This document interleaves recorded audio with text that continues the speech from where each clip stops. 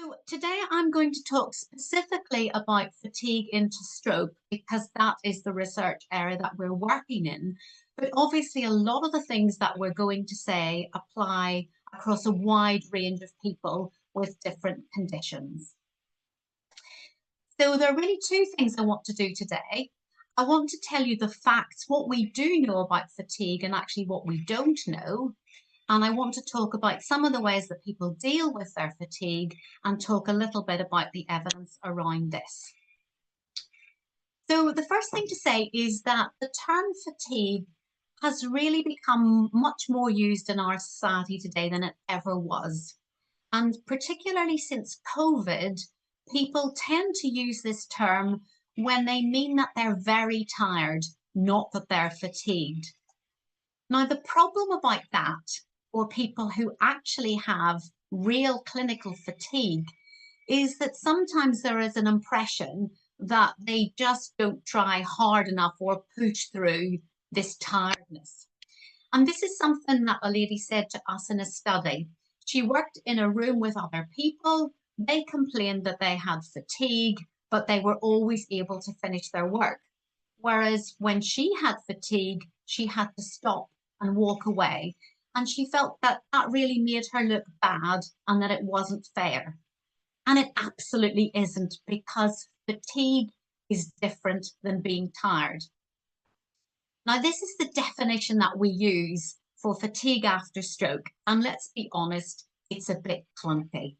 But it basically covers the fact that this is something that's really overwhelming and that it affects not just people physically, but the way they think and their emotions.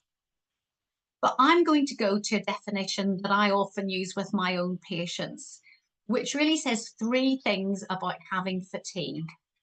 One, that it's chronic, and people say fatigue, but they use words such as exhausted and wiped out. Secondly, it's not related to what they've just done. So frankly, if you just run a marathon, you could well be very tired. But for many people, they feel as if they've not done very much and they have this overwhelming need just to stop. And finally, that it often isn't relieved just by resting. So those are the main characteristics of what we're talking about in clinical fatigue. Now, three things I'm going to say to you. That in terms of stroke, fatigue is one of the most distressing things that people have. And I'm showing you a really old reference because we've known about this for a very long time, but it's really only in recent years that we've decided this is something we really need to be tackling. We've also known for quite a long time that people report this is a problem for them, but they don't know how to manage it. And finally, just in recent years, fatigue has been set as a priority area in stroke rehabilitation. So if you think of our top 10 things, fatigue is number 4, that we recognize that we need to do an awful lot more around this area. So it's a huge area, but I'm just going to tell you a few things that you need to know and a few facts. Now I'm going to do this as a bit of a quiz, but you don't need to join in on the screen. You can just think of the answer in your head, or you can decide whether it's true or false by writing it on a piece of paper. So the first thing I'm going to ask you is whether you think it's true or false that the incidence of fatigue after stroke is about 50%. So in other words, of all the people who have a stroke, do you think 50% of them have fatigue? Do you think that's a bit high, or do you think that's a bit low? So decide in your mind, is that true or false? Well, the answer is that we largely disagree on the numbers. Some studies say about a quarter of people, 25%, have fatigue. Some people say 75%. But the difference are because people define fatigue differently, or they take the measurements at different points after the stroke, so early or late. But actually, in the literature, we normally agree that about 50% of people have fatigue, which is actually quite high. So if you said 50%, you've got a point already. Just an important thing to say about that. Fatigue is something that moves on. So you don't have fatigue or you don't have fatigue. Some people will have it early, some people will have it late. This is a study that we did, and we followed up people who were discharged from hospital. And what we found at 6 months, we looked at 109 people who had fatigue. 61 of them already had fatigue early after their stroke, but for 48, it was new fatigue.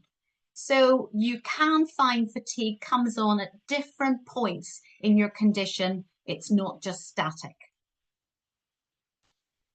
Fatigue is linked to increased mortality. So why mortality? What we mean is your chances of dying younger or earlier than you should. Do you think fatigue is linked to that? Or does that sound a bit far-fetched? Is that true or is it false? Well, it's actually true, but before you panic, if you have fatigue, it doesn't mean you're going to die young. What the problem is that people who have fatigue, by and large, can't get involved as much in their rehabilitation. And because of that, they don't tend to make the recovery that they could do. So they tend to have more problems in looking after themselves, in moving around, and just generally being fitter.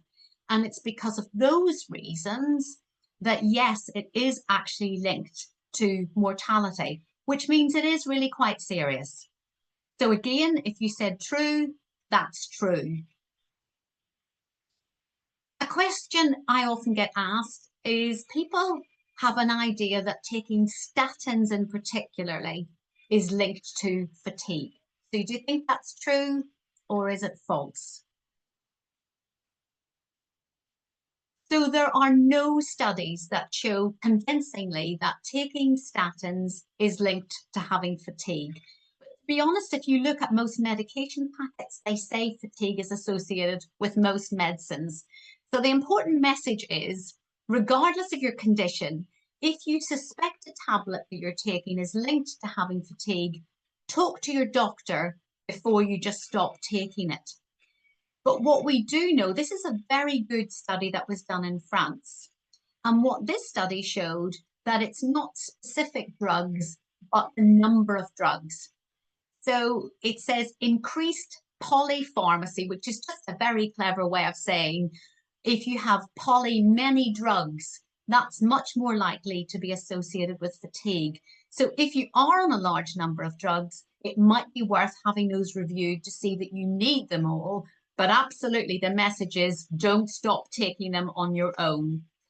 So it's not true that there is a link at the moment from our evidence between statins and fatigue. True or false? There's a direct link between depression or low mood and fatigue. And I think you probably know the answer to that is that there is a link. We know that people who are depressed often have fatigue, and we believe that people who have fatigue, because it is so overwhelming and limiting, it often leads to people having low mood or depression. But here's the thing. We believe that anxiety is actually much more important than depression. So again, if you look at the study that we did, if you look at the third blue line, we found when we followed people up that people with the worst fatigue were very anxious. So anxiety may be much more important here than we've known before. So yes, depression is linked, but perhaps anxiety more so. True or false? Fatigue is likely to resolve within the first year.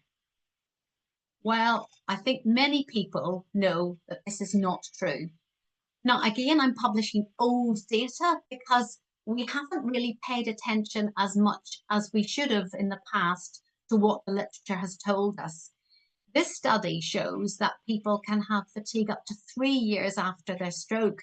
But there are a lot of studies, particularly done in Scandinavian countries, which show that people report fatigue for 5, 6, and even 7 years after their index event. So yes, fatigue can last a long time. And sadly, if people tell you it will resolve in a year, that may not be true. So not true. I'm going to say now, don't answer this because it's a bit of a trick question.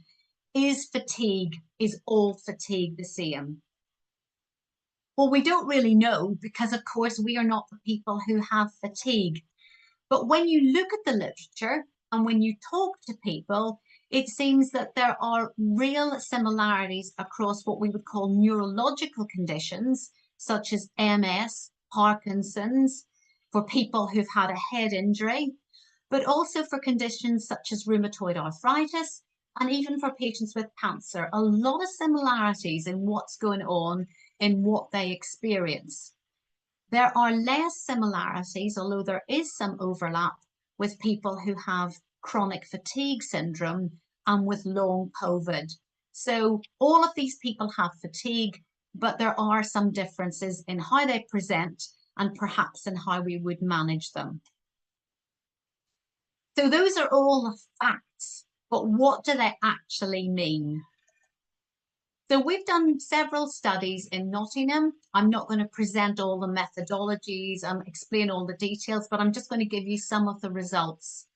And really the results, for me as a researcher, and even for me as an occupational therapist, I think the results are really quite shocking at how fatigue affects people day to day, how people have a family event and really it's affected their enjoyment, how people think it affects who they are, how they really have had to change their lifestyle, and just activities that people find difficult.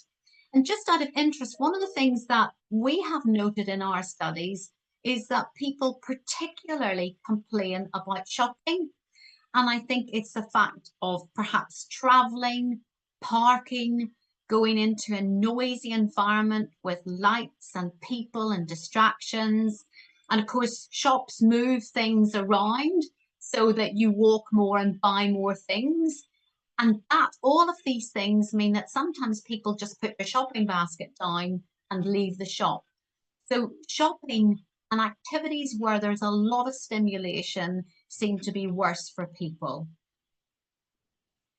And one of the things that we find is that people really hadn't talked to a professional or really realized that this was, as somebody said to me, a thing, that no one had spoken to them and that really nobody mentioned it. And actually, some people thought that they were being unmotivated or lazy, or actually, people said that they thought maybe they were going a bit mad because they didn't understand what was happening.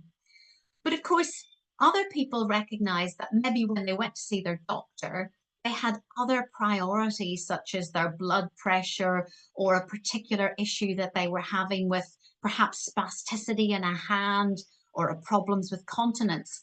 But generally, there was a feeling that people didn't talk to them about having fatigue.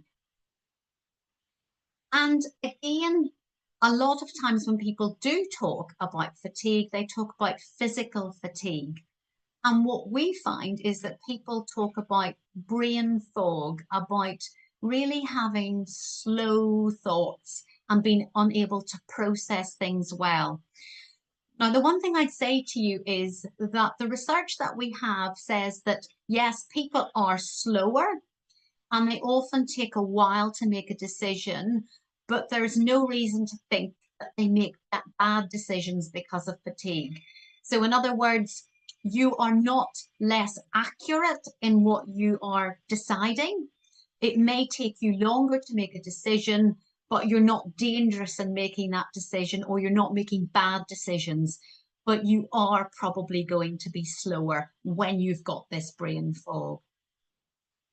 And this is an interesting thing that someone has said to me because it chimes with some of the work that's been going on in the labs around what's happening to people when they have fatigue. So this lady said to me, we'd done an interview and I'd switched off the mic, and I put the mic back on again to record this because they were saying to me that when they relaxed, it wasn't like other people relaxing where they might have some music on or they might do something like read a paper, but they had to sit down in an area where we would call it sensory deprivation. In other words, literally doing nothing. Some people need to sit in a dark room. Some people just need to sit somewhere really quiet. But what they don't do is what other people who are resting do, which is maybe listen to music or watch something banal on the TV. And of course, we have to mention the effect on people's families because it really does affect other people. And some of the carers that we spoke to said, PSF, by the way, post-stroke fatigue, that they had to manage that person because if they overdid it, then they would really be unwell for several days. And of course, they said things like how much their life had changed, even if someone had made a recovery in other ways, that the fatigue was huge and affected their whole life. And people said, I have to do things by myself, or I really do have to manage my husband, my partner, my father, my mother, my brother, my sister, my friend, so that they don't do too much. And we've done a series of interviews, both with people who we've diagnosed as having clinical fatigue and people who've self-diagnosed, and all of them have talked about how negative this is. They have talked about the need to accept it. So it's not something you can fight and say, right, I'm going to push through this and get on with it, because that usually makes them worse. But they've thought it's really, really important to talk to people and to educate their family about how they're feeling and that they're not depressed. And that if their fatigue is really an issue for them, that they do seek professional advice and support. But largely people develop strategies themselves. And that's the interesting thing from my point of view, is that we don't support people enough here. One of the things that I would say is that people find it, if they talk to healthcare professionals, sometimes they find that they don't really understand it either, or they don't talk about it. They want to talk about an arm or a leg or a headache or whatever because they don't see it as important. That when they do talk to someone who knows about fatigue, they find that really important, but that they don't like some of the language that people use. So they hate people calling it being tired because it's not. And they also hate people saying things like normal because that's not what we're talking about either. And again, many people think about fatigue like a bank account. So if you spend your money, then there is nothing left. So if you've used your energy for a day, you can't just keep moving forward on that. You can't spend money you haven't got. So if you don't manage your account, it's going to make you stop whether you're ready to or not. You have to stop spending at that point. So again, I've talked a little about some of the research we have done, and people always ask me about previous research, and I would tell you there are libraries of research on fatigue, absolutely libraries. You could probably go into a section and find it's on fatigue. The problem is what I would refer to as the camera lens, the lens that people have used in how they are looking at fatigue. So some people look at it from the point of view of a lab, people's blood results, people's markers. Other people look at it from the point of view of nutrition. Some people look at psychometric testings, whether this is a personality type or not. People look at it in terms of exercise, meditation. They look at it from the point of view of brain scans. But the problem that we have, and this is a big problem, is that all of this research doesn't give us very many practical things to do about having fatigue. So we've done a couple of national surveys. We've done them in the UK, we've done them in Australia, and we have asked clinicians what they do with their patients who have fatigue. The important thing to say is that none of this is really well evidence-based. Most of this is because clinicians do it because that's what they were taught to do, or because they believe that this is useful. But our evidence base is very low. But the things that people are normally advised to do is pacing, which is, as the word sounds, pace yourself during the day and make sure that you have rest periods, and that, for example, if you've got a big event, that you rest the day before or you rest afterwards. Some people find it useful to keep a diary. That may be useful because it may help you to see if you have what we call triggers, if you are better or worse at doing certain things or at certain times of the day. But it is equally important to say that some people don't have these triggers, and that, you know, spending time looking for them if you can't see them, that may be very negative. And some people just get hit with a tide of fatigue that they didn't see coming.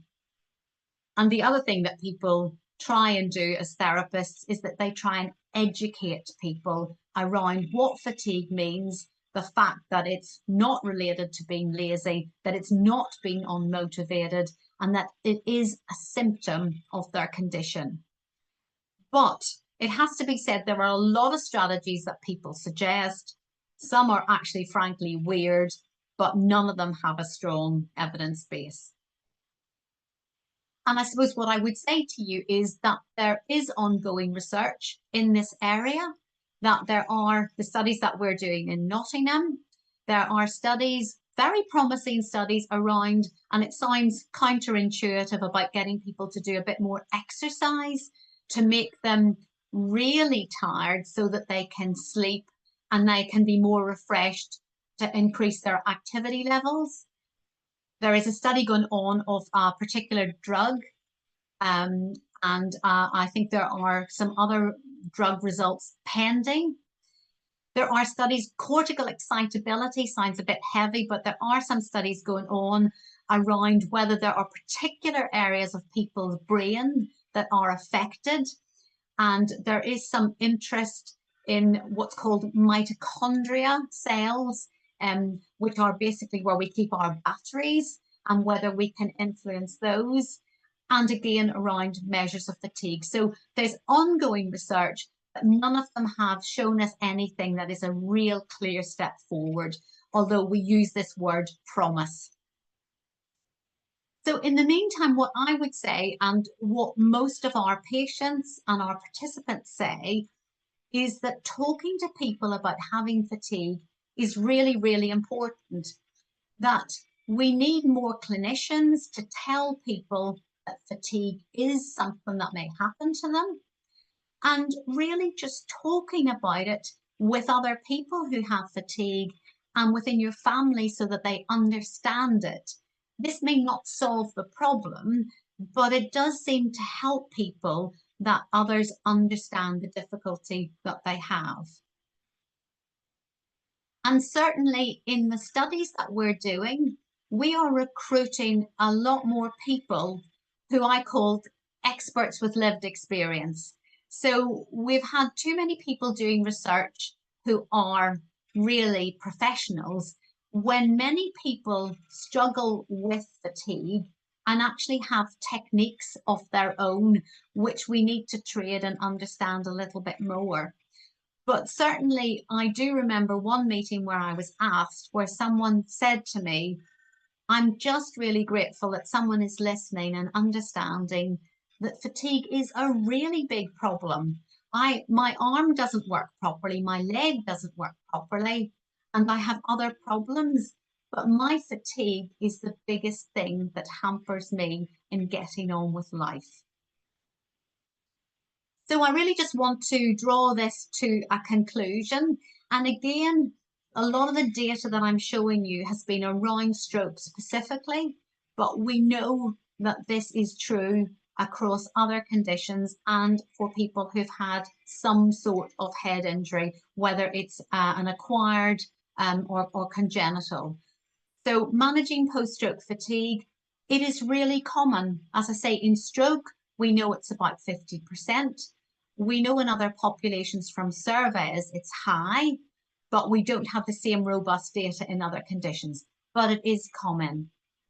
It is really significant. It's not a trivial symptom. And I think, to be fair, we have regarded it as trivial in the past, but it's not. Our evidence base is really weak. There are areas that show promise, but we haven't really got a good evidence base for how we manage it.